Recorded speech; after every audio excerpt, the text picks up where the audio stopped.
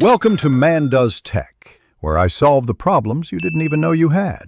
You start by verifying the exact Android model and whether the back cover or battery is removable. This determines how to route the coil. Once done, power down the phone and disconnect any battery to avoid shorts. You should acquire a thin Kai receiver coil, sized to fit the cavity, 3M adhesive tape, and a small T5 screwdriver. Make sure to ground yourself. Electrostatic discharge can ruin components, so touching a grounded metal surface before handling the board is essential. You now position the Kai coil over the phone's wireless charging area, ideally centered above the battery for best coupling. Once positioned, route the coil's flex cable along existing chassis gaps. Do not crimp or bend sharply.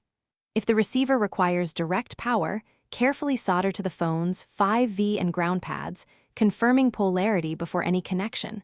Otherwise, use a compact receiver board that bridges to the battery connector.